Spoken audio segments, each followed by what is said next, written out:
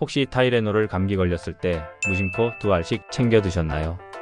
또는 술 마신 다음날 두통 때문에 타이레놀부터 찾지는 않으셨나요? 이 습관 지금 당장 멈추셔야 할 수도 있습니다.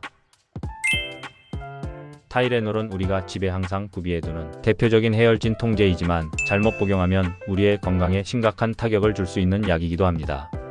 오늘은 우리가 너무나 쉽게, 너무나 자주 먹는 타이레놀이 어떻게 약이 아닌 독이 될 수 있는지에 대해 충격적인 진실을 알려드리겠습니다. 영상 시청 전 좋아요와 구독을 눌러주시고 영상 시청을 시작하시길 바랍니다. 자, 그럼 본격적으로 시작해보겠습니다. 여러분의 간 건강을 지키기 위해 꼭 알아야 할 핵심 정보들을 준비했으니 지금부터 눈과 귀를 집중해 주시기 바랍니다. 특히 중장년층 이상이라면 더욱 주의 깊게 보셔야 할 내용이니 끝까지 시청해 주셔야 합니다. 자주 먹는 약일수록 올바른 사용법이 중요하다는 사실 꼭 기억하셨으면 합니다. 타이레놀은 아세트아미노펜이라는 성분이 주성분입니다.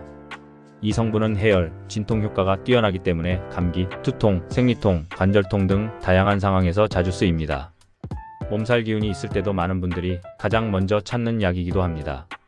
하지만 이렇게 자주 복용하게 되는 이유가 오히려 문제를 일으킬 수 있습니다. 아세트아미노펜은 간에서 대사되기 때문에 일정량을 넘기게 되면 간에 심각한 손상을 줄 수 있습니다.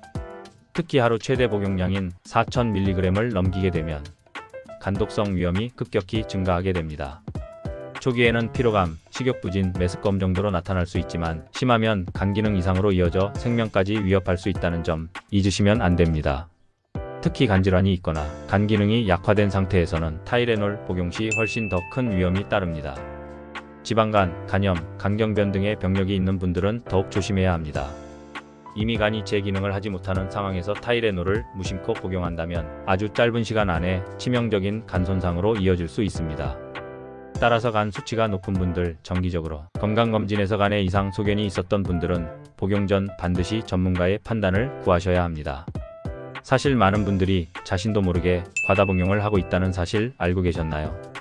우리가 타이레놀만 복용하는 것이 아니라 감기약, 진통제, 해열제 등 여러 약들을 병행해서 복용할 경우 이들 모두에 아세트아미노펜이 포함되어 있을 수 있습니다.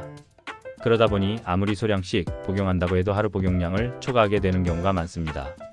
예를 들어 타이레놀 2알을 먹고 감기약까지 추가로 복용한다면 그 순간부터 간은 비명을 지르기 시작합니다. 특히 고령층의 경우 간의 해독 능력이 젊은 층보다 떨어지기 때문에 더욱 주의가 필요합니다. 더불어 체중이 적은 분들은 기준 복용량도 줄여야 하기 때문에 반드시 전문가의 복용 지침을 따르시는 것이 중요합니다. 더 위험한 상황은 바로 음주 복용입니다. 술을 마신 후 간은 이미 알코올을 해독하느라 바쁜 상태입니다. 그런데 타이레놀까지 복용하게 되면 간은 2배의 부담을 받게 되며 급성 간 손상이나 심할 경우 간부전으로 이어질 수 있습니다. 특히 술 마신 다음날 두통 때문에 무심코 타이레놀을 찾는 습관은 정말 위험한 행동입니다. 음주 후에는 해열진 통제 복용을 최소한 하루 이상 피하는 것이 좋으며 간 기능에 부담을 주는 식습관도 자제하셔야 합니다. 또 음주를 한 후 속이 불편하다고 소화제를 같이 복용하는 경우도 있는데 이때 함께 복용하는 약과의 상호작용도 꼭 고려해야 합니다.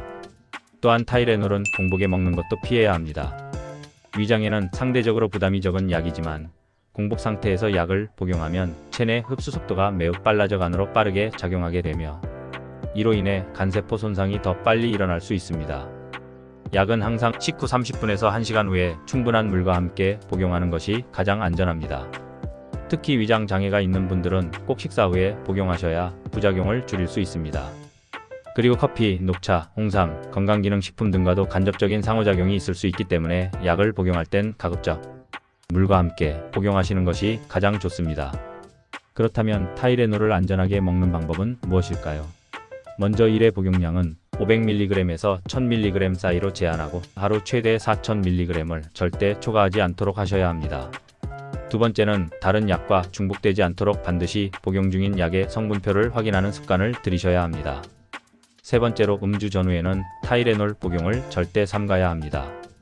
네 번째는 만약 통증이 며칠 이상 지속된다면 단순히 약으로 버티기보다는 병원을 방문해서 원인을 찾는 것이 중요합니다. 마지막으로 자녀나 노약자에게 투약할 때에는 반드시 연령과 체중에 맞는 복용량을 지켜야 하며 의사의 지시 없이 스스로 증량하시면 안 됩니다. 그리고 무엇보다 중요한 사실은 타이레놀은 치료제가 아니라 증상 완화제라는 점입니다. 두통이 있거나 열이 난다고 해서 무조건 타이레놀로 눌러버리기보다는 그 원인이 무엇인지 먼저 파악하는 것이 건강한 복용 습관입니다. 통증은 몸의 이상 신호일 수 있는데 이를 단순히 약으로 무시하게 되면 더 큰 병으로 발전할 수 있습니다. 특히 간 기능에 이상이 있는 분들은 반드시 의료진과 상해 후 복용 여부를 결정해야 합니다.